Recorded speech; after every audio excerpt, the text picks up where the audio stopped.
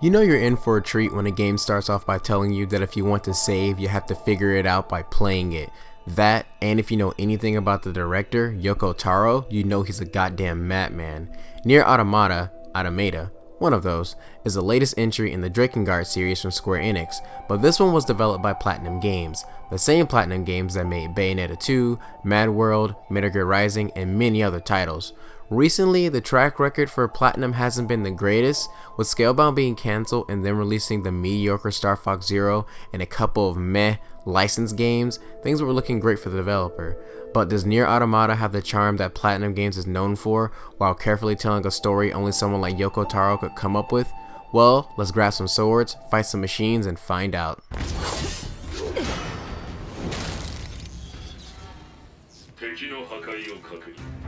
Yeah.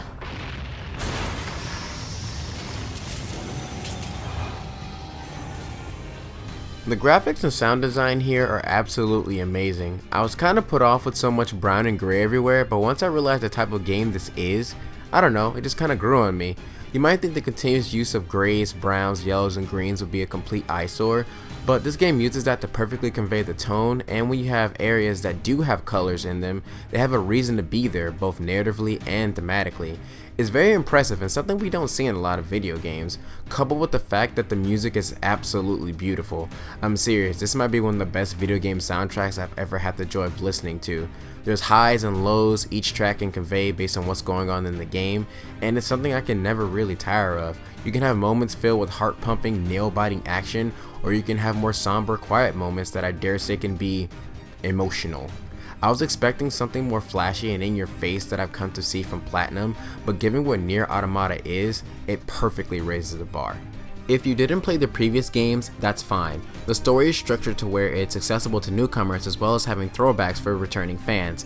I won't give a full plot summary because I want this to be a spoiler-free review, so to sum it up, humans and aliens go to war. Humans get their asses kicked, so they go to the moon. The ongoing war between the two factions spans many centuries, and humans create androids to fight on their behalf while aliens create machines. Though really, what's the difference? You play as 2B, accompanied by her companion 9S as they uncover the truth about machines and the aliens that created them.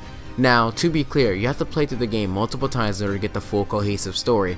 I know having to play the game a few times to get the full story may sound like a chore, but it's nowhere near as bad as it sounds. It's not like Shadow the Hedgehog or some other contrived bullshit that pads out the game.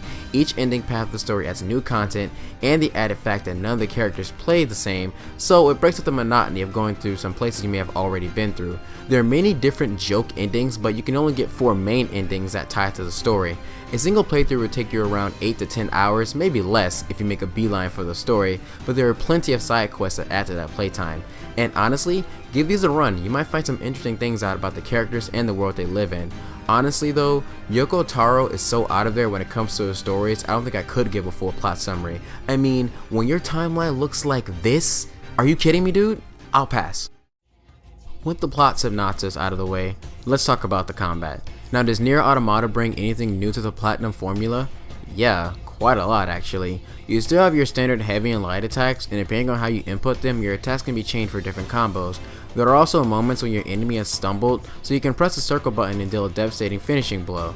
But you also have your robotic companion named Pod who deals in your long range attacks, and hey, look at that, you can actually pet them. The attacks start off basic, but you can also be upgraded to spears, shields, and all kinds of things. You also have your dodging, but if you manage to time it right and dodge at the last second, you'll be able to counter and deal a finishing move to your opponent.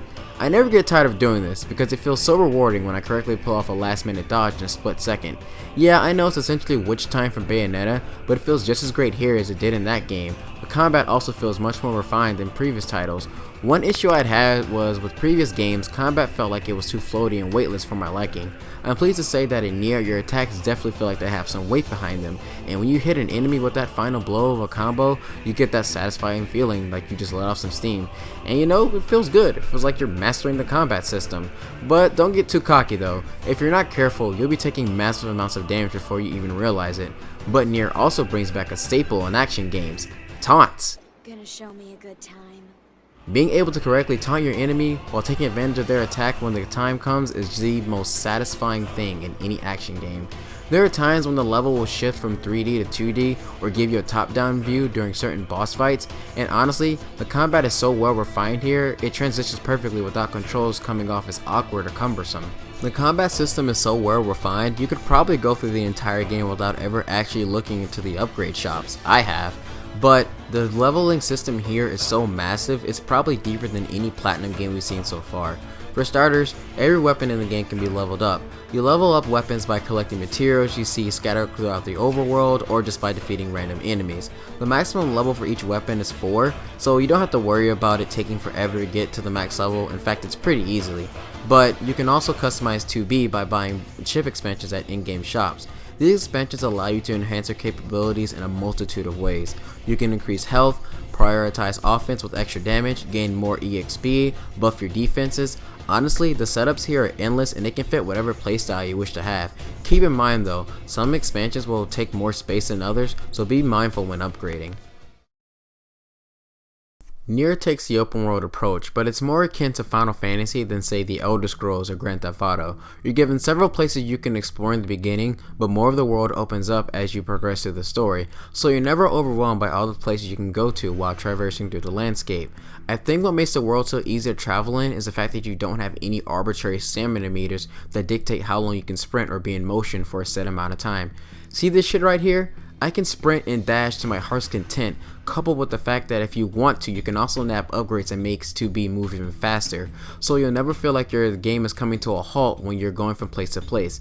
As I said earlier, one problem I have with many open world games is the fact that you're given these large areas to go through, but you're given such a small stamina bar that quickly drains when you want to get the move on. This in turn can make the game drag on forever, and I'm happy to say that I never experienced this once in my many playthroughs of this game. You can run, jump, climb, and even ride animals without ever breaking the pace of motion during this game. Be careful when jumping though, because you will take fall damage if you jump from a place that's too high up. But when you're not fighting enemies on the ground, you have these shoot 'em up aerial sections in which you pilot your mech to take on large scale enemies. So wait, we have androids piloting mechs while fighting against giant robots. Yoko Taro, you are one interesting person. But honestly, I don't mind these sections. Some people may feel that various gameplay styles break the pace or they're too gimmicky, but Automata focuses on high speed action. These sections nail that right. You know, it's kind of funny when you realize that these little parts here are better than the entirety of Star Fox Zero, but it's also funny when you realize that Platinum also developed that game, so it kind of makes you think what went wrong. But aside from this, during certain parts of the game, you'll get into these little hacking mini games, and they're nothing serious, but the object of the game is to shoot as much shit as you can and destroy the little black orb in the center. You can only take 3 hits, so be mindful of this. You won't die, but you will take some damage, so be sure to bring healing items. And speaking of death, upon restarting the game, a lot of your materials and equipment will be at the place that you died in. Yeah, it's exactly like Dark Souls, so you know the drill. If you die on your way to get there, your equipment will be lost forever. But in Nier, if you take too long to recover your items, they will disappear as well. Though to be honest, if you want to avoid all of this, you can just quit the game and restart your save file and everything will be there, so you don't have to worry about any of this if you don't want to. The only real negative I have for this game will be the frame rate, sadly. I played this on the PS4 Pro and even I experienced some frame rate issues. The base PS4 runs this game at 900p 60 frames per second, while the Pro plays it at a full 1080p 60 frames per second. Now to be clear, the frame rate is much worse on the base PS4. In fact, it constantly goes to 40 frames per second, while on the Pro it may go into the low 50s, but for the most part it maintains a solid 60 on the Pro. But my only real problem is, this is a game where responsive controls and fluidity can be the difference between life and death. I'd rather not have my frame rate going all over the place. I can imagine that the PC port will run much better. Then there's also the added fact that, there's gonna be mods. But if you're willing to wait 10 days after the console release, I would definitely say get the PC version.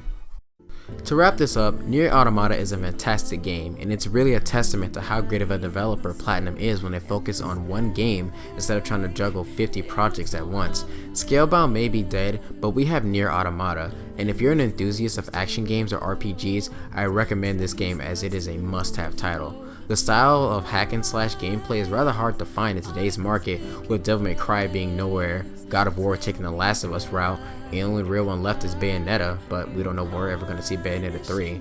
This is easily one of the best games released this generation, and if I had to be so bold, it's probably Platinum's best game. Yes, I rank this game above Bayonetta 2 and Metal Gear Rising. That's how much of an impression this game has made on me. Thank you for watching, and I'll see you next time.